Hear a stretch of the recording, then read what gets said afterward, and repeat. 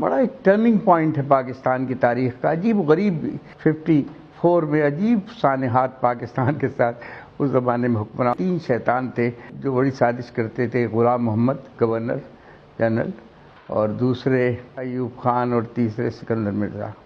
پہلے تو میں یہ آپ کو بتانا چاہوں گا کہ دیکھیے، جب لیاقت علی خان کا انتقال ہوا، یعنی کہ دونوں جو قومی بڑے رہنما تھے وہ اٹھے، تو اس وقت گورنر جنرل خواجہ ناظم الدین تھے. غلام محمد نے بہت ہوشیاری سے خواجہ ناظم الدین کو یہ باور کرایا، جو ایک سادہ اور شریف آدمی تھے، کہ آئندہ تو پارلیمنٹری سسٹم آ رہا ہے، اس میں تو وزیر اعظم ہی سب کچھ ہوتا ہے، آپ وزیر اعظم بن جائیے. اور وہ خود گورنر جنرل بن گیا، کیونکہ یہ جانتا تھا کہ 1935 کے گورنمنٹ آف انڈیا ایکٹ کے تحت سارے اختیارات جو ہیں، سارے اختیارات گورنر جنرل ہوتا ہے. اس طرح بیوروکریسی کا ایک نمائندہ جو تھا وہ بڑے ٹاپ پر جا کر 1935 کے گورنمنٹ آف انڈیا ایکٹ کے اختیارات کے ساتھ وہ بیٹھ گیا جا کر، اور اس نے بڑی سازشیں کی اس پورے پیریڈ کے اندر. تو 1954 میں سب سے پہلے تو اس نے خواجہ ناظم الدین کی حکومت کو ڈسمس کیا، جو کہ پارلیمنٹ میں اپنا بجٹ منظور کرا چکی ہے. یعنی بجٹ منظور کرانے کے معنی ووٹ آف کانفیڈنس انہوں نے حاصل کر لیا. اس کو ڈسمس کیا اس گورنمنٹ کو، اور امریکہ سے محمد علی بوگرا کو بلا کر انہیں پرائم منسٹر کے عہدے پر فائز کر دیا. 1954 میں جو پہلا کام محمد علی بوگرا نے کیا وہ یہ کیا کہ معاہدہ بغداد میں پاکستان کی شمولیت تیار کر دی. یعنی ہماری آزادی کو جو تھا وہ امریکہ کے ہاتھ گروی رکھ دیا گیا. اور نہ صرف آزادی کو ہماری گروی رکھا گیا، بلکہ اس ریجن میں ہمیں فرائض دیے گئے کہ ہم امریکہ کے مفادات، فوجی نوعیت کے مفادات، اقتصادی مفادات، سیاسی مفاد کے لیے کام کریں. اور اس کے ساتھ ہی دوسری بات یہ تھی کہ ایڈ آنا شروع ہوئی. آپ کو یاد ہوگا اس سے پہلے تو تصور اکانومی کے تھا کہ انڈیپینڈنٹ اکانومی ہونا چاہیے یا خود کفیل ہونا چاہیے، اپنے پیروں پر کھڑے ہونا چاہیے، یہ تصور چل رہا تھا. لیکن اس کے بعد جو تصور ہے وہ ڈیپینڈنٹ اکانومی کا.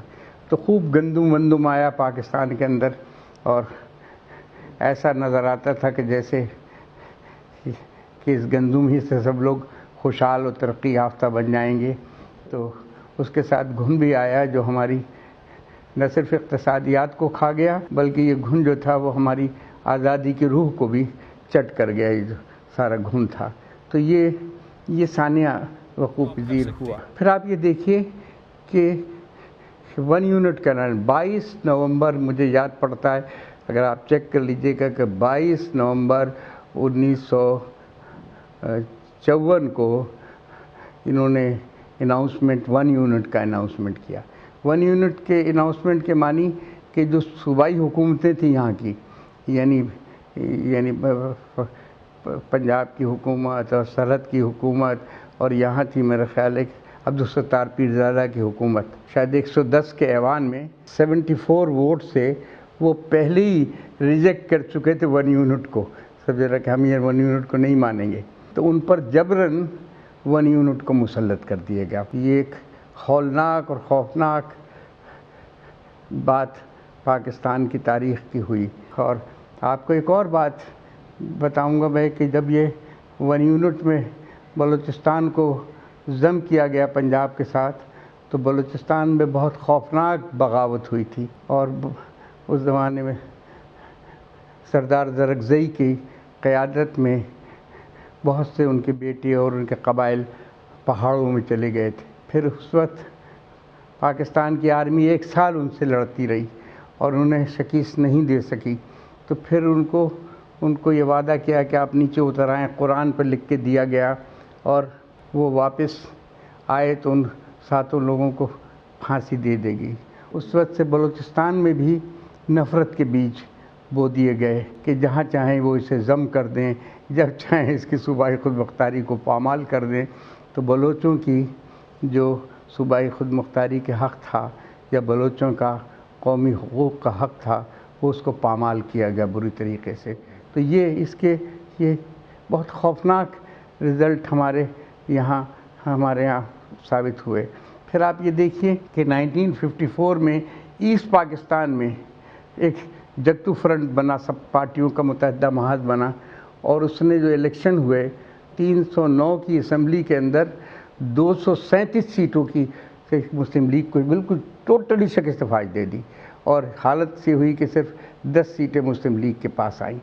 لیکن اس اسکندر مرزا کو یہاں سے بھیجا گیا، اسی غلام احمد نے بھیجا انہیں، اور اس کا نتیجہ یہ نکلا کہ اس نے وہاں جا کر جگتو فرنٹ کی حکومت کو توڑ دیا، یعنی AK فضل الحق کی حکومت کو اس نے توڑا، لوگوں کو گرفتار کیا گیا، لوگوں کے ساتھ ظالمانہ رویہ رکھا گیا، جیلوں میں تمام جگتو فرنٹ کے کارکنوں اور لیڈروں کو یعنی بھر دیا گیا۔ تو یہ اسکندر مرزا کی کارروائی وہاں ہوئی، اور اس کی وجہ سے پھر پہلی دفعہ ان کو یہ احساس ہوا کہ ویسٹ پاکستان سے آ کر ہم پر اپنا فیصلہ مسلط کرتے ہیں، اور ہمارے پاپولر موومنٹ کو اور پاپولر اتحاد کو اس طریقے سے پارا پارا کرتے ہیں اور توڑتے ہیں۔ تو وہاں بھی ایک نفرت کے بیج بوئے گئے اس کے اندر۔ ریپیٹ کرتا ہوں میں کہ فوجی معاہدے کیے، والنٹری پیرٹی کے ذریعے سے نفرتوں کے بیج بوئے گئے۔